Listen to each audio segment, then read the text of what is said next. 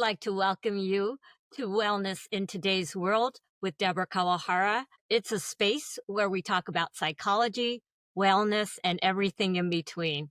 Hello, I'm Debra Kawahara, and thank you for joining us. Today's topic is on emotional intelligence, and we have the distinct pleasure of having Dr. Travis Bradberry here today. When I looked through his bio, we are in for a treat today. Dr. Bradberry is the best-selling author of The New Emotional Intelligence and the world's #1 best-selling author in the field of emotional intelligence, with more than 5 million, that is million, books sold. Dr. Bradberry is a LinkedIn top voice with 2.5 million followers on the platform. He has written for or been covered by Time, The Wall Street Journal, USA Today, Bloomberg Businessweek, Fortune, Forbes, Fast Company, The Washington Post, and the Harvard Business Review. So I'd like to welcome Dr. Travis Bradberry today. Thank you. Thanks for having me. Yes, we're so happy that you're here. Now, when I reached out to you, I was thrilled that you said yes. I know that you had trained as a clinical and organizational psychologist. And so I think there's a lot of people wondering, what was your journey or path to then becoming an author, a consultant, this emotional intelligence expert? I think people would be really interested in your path. I learned about emotional intelligence as an undergrad, and I wasn't sure what type of graduate program I was going to go into. UCLA at the time had a MBA clinical psychology PhD combo. It's pretty hard to get into UCLA clinical PhD program, but also I didn't want to be a professor. I wanted to be a practitioner. And when I learned about the CSPP program, the dual IO clinical PhD, I thought that was a really good fit for me. When I started, I was doing autism work. My last year of undergrad, I started doing social skills interventions under the supervision of a psychiatrist. I did really well with that work and I found it really rewarding. But at the same time, I was in this dual program and I needed a topic to research that would meld the two fields.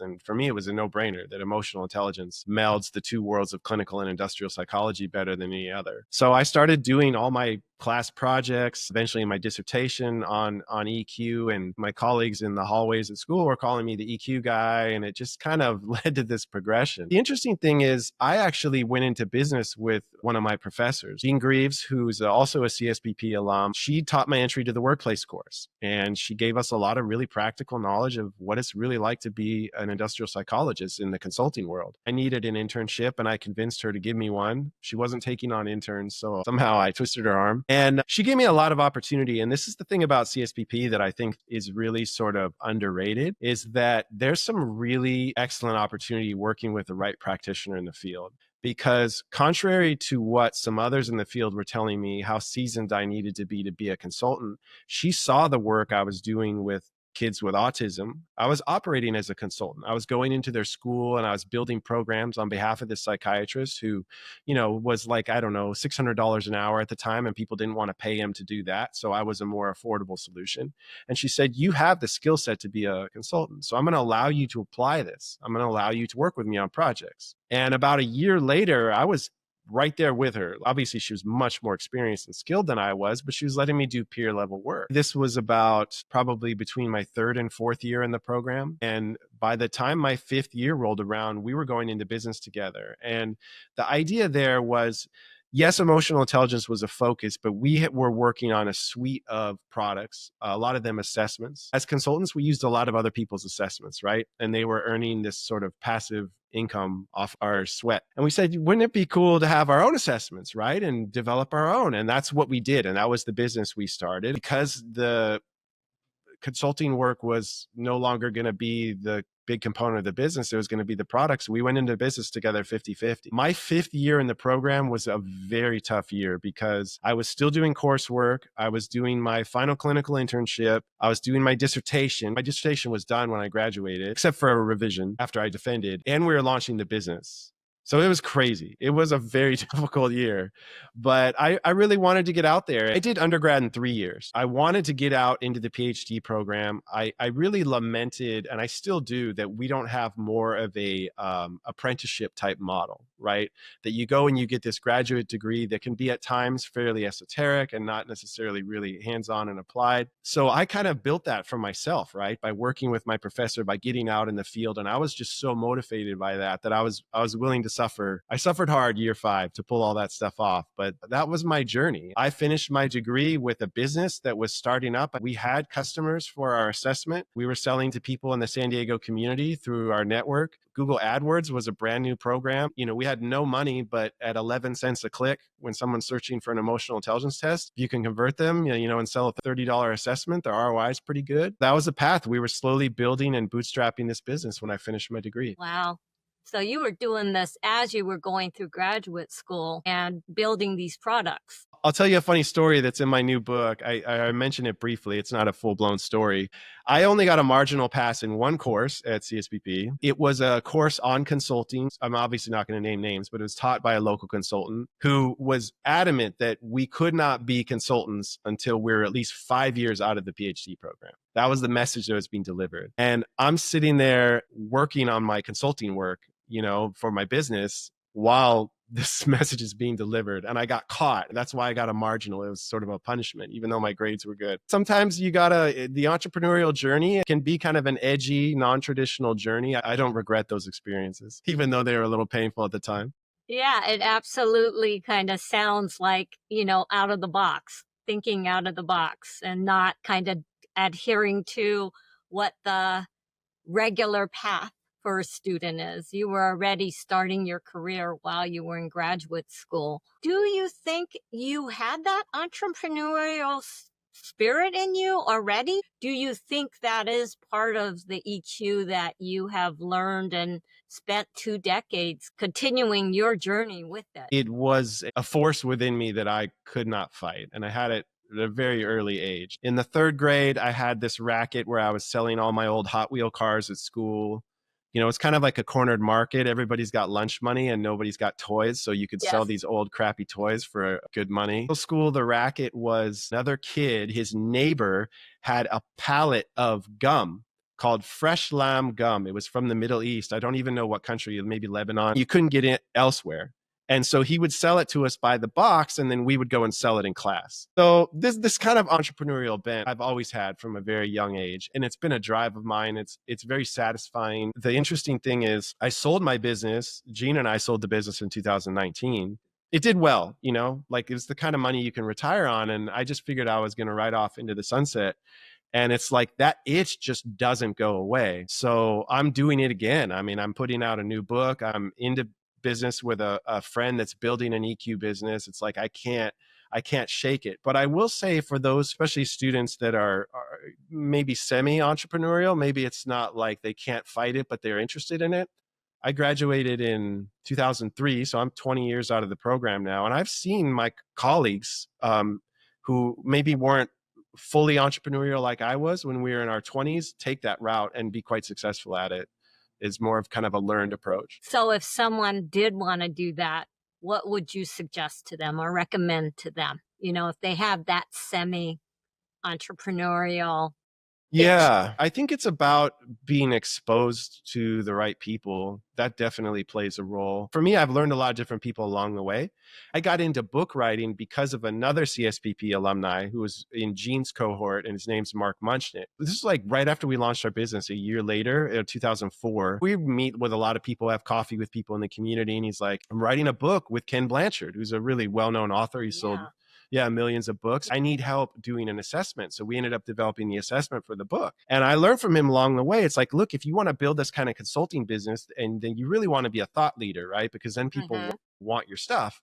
And the great way to be a thought leader is to have a book, have a best-selling book. And so I saw him doing that, and I literally started writing. I had actually already started working on a book when I was in my 5th year of the program on organizational justice. I just wrote like a couple chapters. Apparently I wasn't suffering enough. I felt like I needed more to do. I don't know. I was going to say that was on top of dissertation and internship. I wasn't sleeping a lot. I was not very well behaved. On the last day of my clinical internship, we did kind of like the share group where everyone gives you feedback.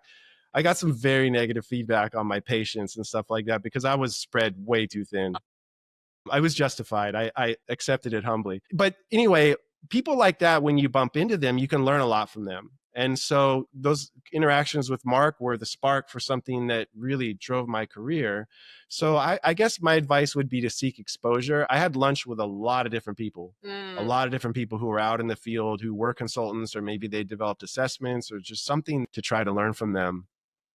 And I think that's a good strategy. Lots of relationship building, it sounds like. Yeah, and just trying to find a way to bump into people. It's like you can learn something online, but it's really different sitting down with someone face to face and picking their brain. Let's get into you writing these books because you've written many, many books on emotional intelligence. This new book, The New Emotional Intelligence, what will readers get that's different? What will they learn or gain by this book as opposed to the previous books or other books on emotional intelligence? I wrote a book in 2009 that I'm most known for that's sold, I think 4 million copies. It's an evergreen bestseller. It continues to hit the bestseller list, which is awesome. That's like 16 years later. That's amazing. But at the same time, the book has become outdated, right? Mm. The world is changing drastically. Technology is changing the nature of work and how we interact with people. And I just felt like it needed a fresh take. It needed a fresh touch. I really like the approach to that book. It's strategies focused. There's a shorter, maybe 20% of the book that teaches you what emotional intelligence is and why it's important. And the bulk of the book is how you can go about improving your EQ. So I use that same format with my new book. And I have 60 new strategies, which reflect what I've learned in the ensuing 16 years. There's been a lot of developments in psychology and neuroscience, and brain imaging is so much more advanced than it was in 2009. And there's just some really interesting anecdotes and strategies that have come out of that. So I've tried to turn that into ways people can apply it to increase their EQ. The other big thing is that first emotional intelligence test I wrote in 2002. We validated it and we launched it and people started using it, and you're kind of not allowed to touch it. You can change the feedback report, but God forbid you touch the assessment items on something that someone's been using in a training program or something like that. So now I have an opportunity, having sold the business, I've got a clean slate and I've written an entirely new emotional intelligence test. And that was a really long time coming. I really liked the challenge of trying to stop people from faking good, which, was the biggest criticism of, well, I mean, it's a criticism of any self-assessment, but it was the biggest shortcoming of my previous test. I think I've done a very good job of stopping people from faking good. This new test, I find when people try to fake good, it actually lowers their scores because what looks like the right answer isn't always the right answer, which is great because what I want people to do is let that go and just it's a frequency test, right? How often do you do this? How often do you do that? Just answer honestly and then get an objective look at your behaviors. The new book has a new test and it's my first one in a very long time and I'm really excited. Yeah. And it sounds like it was long in coming because it's been a while since the other test was developed. And so you can integrate all the learnings and new technologies that have been developed since the first test was developed. Yeah, there's some really interesting online learning tools that come in the feedback report, that are AI driven. It analyzes your score profile. And based on your unique score profile, it picks 3 strategies of the 60 from the book that will increase your EQ the most. So it gives you a starting point. There's a lot of interesting and really fun new bells and whistles that you can apply these days. And yeah, it's been a lot of fun to build. I know in this book you highlight 4 areas: self-awareness, self-management, social awareness, and relationship management, which oftentimes I hear them being called the soft skills, even though I don't think they're soft. I think they're actually skills that you need to have in order to be effective, right? And Yeah. successful. How do you utilize these skills in your own life? Yeah, that's a great question. It's a lifelong process. I feel like the idea with emotional intelligence is, well, I try to follow the method in the book. And the method in the book is I'm trying to teach people to form new pathways. So target a very specific behavior. It can be really difficult to use at first. Like let's say you're a yeller. Learning to not yell and raise your voice when you're frustrated is really hard for people that yell. And you have to be very mindful and you have to sort of bite your tongue in the beginning. But as you learn and you start to use an alternate behavior, you're basically kind of killing off that old pathway and your brain's forming a new one. And so, you end up forming a habit and you end up doing it without thinking about it and catching yourself. Wow, normally I would have had to really bite my tongue not to yell. That's the process that I follow in my own life, as I try to make things habitual and try to force myself to do something new until I catch myself doing it without thinking about it. Sometimes people will say, the book hits you at a lot of levels. So there's some stuff that's more advanced and there's some stuff that's more sort of rudimentary and a good reminder. I have no problem with good reminders. I've been writing about this stuff forever, and I'm constantly typing at the keyboard going, man, I really should do this more. This is good advice that I guess I'm giving myself. We need those reminders. We all know that, things kind of regress, and then you work on them and get them back to where you have improved that skill, that habit, etc. The way I see it is I just feel like there's more barriers to it. Our brains are wired to have face-to-face interaction with people. They haven't evolved much since the telephone came out. And so we're constantly developing technology that creates this buffer between people, right? You think of how much of your communication at work now is happening in Microsoft Teams or a text message. You're not seeing how people react to what you're saying. So I feel like these kids that were raised on the tech, they're just not even aware of this stuff and how much it matters. And they have to learn the importance of face-to-face interaction and try to develop these skills. So they're at a little bit of a deficit. They have a little bit of a handicap there. My kid is 16 too, and he grew up in a nicer neighborhood than I grew up in. I don't know if that's part of it too, but I do feel like they're far less mature than we were at their age. They And I seem wonder if less like independent, like out there and just doing stuff on their own. And I don't know what that is. Kids don't want their driver's license. I know. It's like, I couldn't wait. It's like, let me get my driver's permit. Yeah. Let me get my wheels. My son is getting closer to getting his license, and we were driving the other day, and he goes, well, why do I need to learn to drive when a car's just going to drive for me? And I'm like, are you kidding me? Like, what's going to happen when that car breaks down? Do you want to be able to drive away? Like, do you want to be independent? If the grid goes down, you're going to have to drive a car manually. Yeah. And I also said, do you think you're going to be able to afford a car with self-driving? Because mom's old car that we're giving you isn't doing any self-driving, and there isn't one coming. Okay. Last question. I know that you've learned a lot. You have read a lot on emotional intelligence. But really, what I want to find out from you is, what are the lessons and the gems that you have learned along the way as you've been doing your journey in terms of your life? I'll tell you a few that made it into the book. One I really like is something that I actually first heard about. It was in my final clinical internship. It was at a community clinic in East County. We did a lot of domestic violence and anger management work. And we taught people the concept of you spot it, you got it. So the idea is people do annoying things all day long, yet certain things get our goat, right? And they really annoy us. And that's because they reveal something about you that is important. It could be something you're not aware of. It could be something that is your own vulnerability, something you need to work on. That is a powerful self-awareness exercise. And I'm always trying to play you spot it, you got it, and wondering why something gets my goat. Interestingly enough, I never wrote about that concept in a book. So it made it into this book for the first time. I have had a lot of time while I was writing this book. I'm not running a business, so I had a lot of time to think, and I'm thinking, how come I've never put this in a book before? I'm going to do that.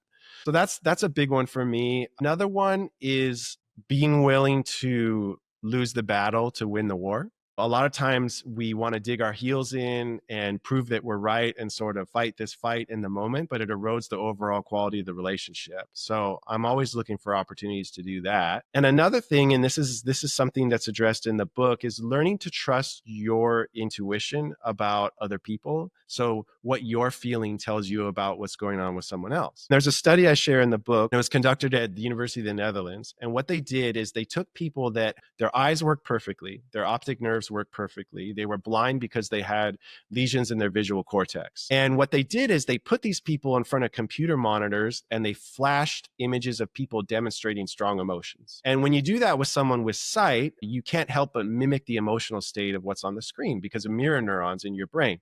So if someone's really angry, you might just furrow your brow just a little bit. If they're really happy, you might crack a little smile. So these people that couldn't see what was on the screen were having the same reactions as people with sight. And these researchers, it just really blew their mind. They couldn't make sense of it. And they would ask them, what's going on there? Why did you crack a smile? Did you see something?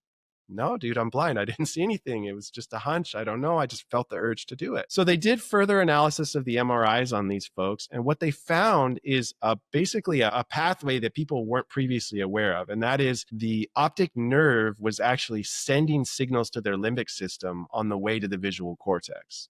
So these people were having an emotional reaction to what their eyes were seeing, even though their brain wasn't yet aware of it. Their visual cortex hadn't even processed the information. And the way this is applied in real life is, think about how many times you've walked into a room full of people and you can absolutely feel something is going on, but you don't know what it is. You haven't made sense of it. You're not necessarily even processing what you're feeling. Sometimes I think our brains are actually, the way our brains are wired, we get what feels like intuition because we're processing information emotionally. And I think that that's a really interesting strategy that you can apply to learn to trust that intuition. Those are great lessons for people to take and use for themselves. I would like to thank you, Travis, for coming on the podcast today. You know, I think our listeners learned a lot from you. I hope you will check out his book, The New Emotional Intelligence. And I just want to thank everyone for being here today. Remember, wellness is a journey, not a destination. I hope you take good care of yourself, and we'll see you next time.